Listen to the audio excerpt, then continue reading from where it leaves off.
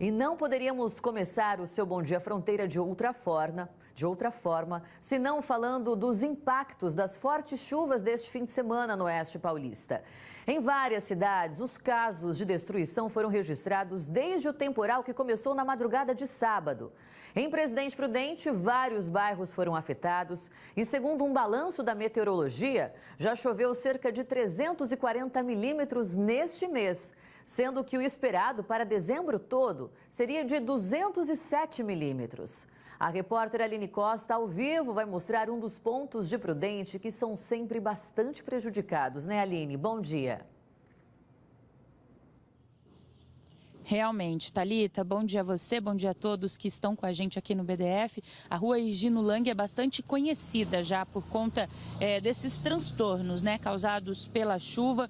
Geralmente os moradores reclamam bastante, a gente recebe muitas reclamações em relação à situação que a rua fica por conta de temporais, né? Nesse momento, a gente está aqui agora de manhã, né, na manhã desta segunda-feira, a situação já está um pouco mais controlada, mas a gente percebe que próximo à calçada e até em cima da calçada ainda tem uma grande quantidade de água e muita lama também por conta das fortes chuvas que atingiram toda a região ontem, né, nos últimos dias aí chovendo bastante, e aí a situação agora é essa. Quando nós chegamos aqui, até um motociclista parou para conversar com a gente e falou que realmente é uma situação complicada, que isso aqui vira uma verdadeira piscina. E realmente, nas imagens que a gente tem, que foram registradas ontem, a gente pode ver que a situação é bem diferente, é bem mais complicada, vira um verdadeiro lago isso aqui, e os moradores ficam bastante assustados, espantados com a situação, com medo que a água entre nas casas, né? E aí realmente uma situação bem complicada, bem difícil para quem vive aqui na rua.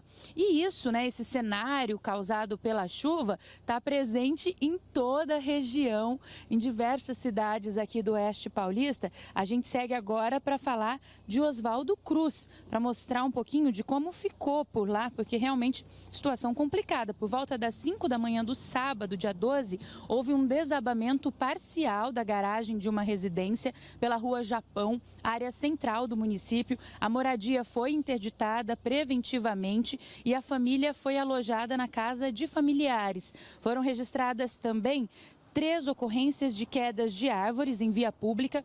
Apesar dos transtornos, não houve registro de vítimas. Tanto o teto quanto o muro do local cederam. Segundo o coordenador da Defesa Civil de Oswaldo Cruz, entre sexta-feira e a madrugada de sábado foram cerca de 60 milímetros de chuva na cidade. Teodoro Sampaio também teve estrago, viu?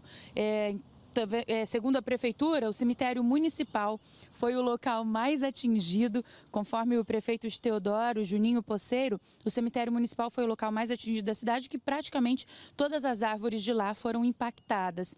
Ainda disse que enviaram a situação para a Defesa Civil do Estado, pois foi a terceira vez que um temporal atingiu o município com esta intensidade nesta reta final do ano. O prefeito afirmou ainda que, além do cemitério, também foi atingido o barracão da coleta seletiva e o bairro Nova Teodoro. E de Teodoro a gente segue para Martinópolis, onde os volumes elevados de chuva provocaram pontos de alagamento, com destaque para o cruzamento da rua José Teodoro com a Avenida Padre João Schneider, onde houve o colapso de uma tubulação de esgoto, atingindo até uma residência. 3 pessoas ficaram desalojadas por lá e foram encaminhadas para a casa de parentes também. Por segurança, o trânsito no local permanece interditado na rua José Teodoro, no trecho entre a Avenida Padre João Schneider e a rua Francisco Martins Figueira. Por lá não houve registros de feridos e os trabalhos continuam agora nesta segunda-feira. Em Piquerubi, uma carreta que estava estacionada na rua 13 de Maio, que fica no centro da cidade, ficou presa em um buraco que se formou depois que o asfalto cedeu por causa da chuva. Segundo os moradores, agora será necessário acionar um guincho para retirar a carreta do local. E em IEP, a Defesa Civil informou que a ponte que liga a Vila Dauer ao centro encontra-se interditada em ambos os sentidos por medidas de segurança. As equipes técnicas estão analisando as condições da estrutura para avaliar a retomada de tráfego. O local ficou completamente inundado. Segundo a prefeitura, bastaram cerca de 4 minutos para a avenida se transformar em um verdadeiro rio. O município apurou que esse cenário foi consequência do estouro da barragem de um pesqueiro da cidade e disse que iria decretar situação de emergência por lá. Então, como a gente pode acompanhar, né, por todas essas imagens, por todas essas situações envolvendo os municípios da região, a chuva deixou bastante estrago por aqui, muita coisa ainda a ser resolvida, né? Hoje é aquele trabalho realmente de rescaldo, além dos outros dias também, né, que os municípios estavam trabalhando para isso. Então, realmente, situações de transtornos, viu, Thalita, que a gente vai seguir acompanhando e também atualizando os nossos telespectadores aqui nos nossos telejornais. Eu volto com você. É isso mesmo, situação difícil para muitas famílias, para muitos municípios agora com esta chuvarada toda neste fim de semana. Obrigada, Aline, por enquanto. E outros pontos aqui de Prudente ficaram alagados, um deles todo mundo sabe qual é, né? O Parque do Povo, aqui em Presidente Prudente. Recebemos várias imagens, inclusive também de outros pontos da cidade. Aqui eu quero te mostrar o vídeo que mostra Parque do Povo, então. Dá uma olhada, gente, o Parque do Povo virou um verdadeiro rio, com correnteza, inclusive, né? Olha só, muitos motoristas foram pegos de surpresa porque a chuva, ela veio em grande quantidade, num curto espaço de tempo. Muitos motoristas, em outros vídeos, inclusive pelas redes sociais, recuando, outros tentando passar, o que não é o ideal, é um risco danado para a segurança de toda a população. Tem também, olha, o Lio mandou estas imagens para a gente de um ponto de alagamento no Parque São Mateus, pertinho do Parque Ecológico Nelson Bugalho. A chuva era intensa ontem à tarde. Tenho este outro vídeo deste local, um motociclista, como você vê, recuando, voltando, porque ele percebe que realmente fica intransitável.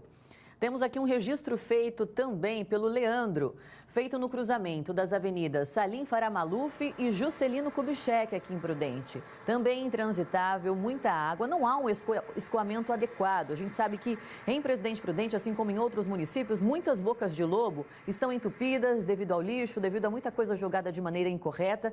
E aí não tem um escoamento numa avenida, numa rua, quando vem um volume de chuva tão grande assim. E se você registrou toda esta chuva, lugares com alagamento, com prejuízos por conta deste temporal, pode mandar para a gente pelo nosso WhatsApp, o 981159305, ou então comentar também pelo nosso chat no YouTube, que você pode acessar em @TV Fronteira Oficial. E olha, reforçando para você que, segundo a meteorologia, foram cerca de 220 milímetros de chuva de sexta-feira para cá, sendo que o acumulado de dezembro já chegou a 340 milímetros, enquanto a média histórica, gente, é de cerca de 207 milímetros, ou seja, estamos só na metade do mês, tem mais chuva prevista e deve aumentar ainda mais esta quantidade.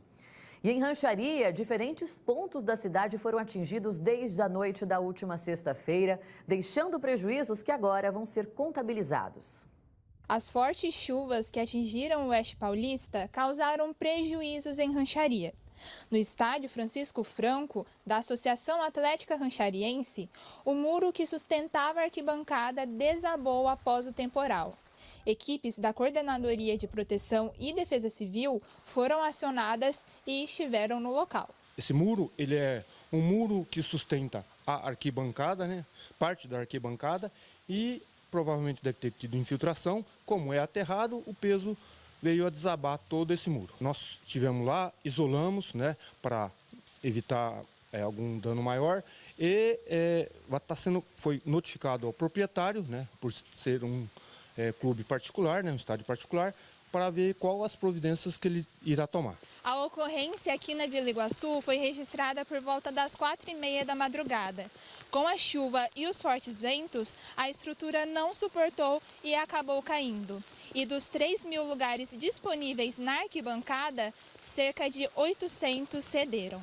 O Valdemir, de 72 anos, é caseiro do estádio e conta que se assustou com um alto barulho vindo da parte de fora da casa. Eu escutei uma estrala, daqui a pouco escutei outra estrala, aí Meu cunhado veio correndo me avisar se eu tinha visto o muro cair. Eu falei, eu vi. Agora é só esperar que, graças a Deus, que não aconteceu nada com ninguém, né? Que foi na madrugada.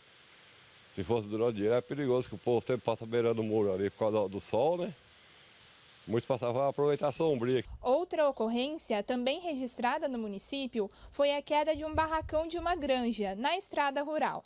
A cobertura abrigava esterco e parte das telhas foram lançadas para o espaço que abrigava as aves.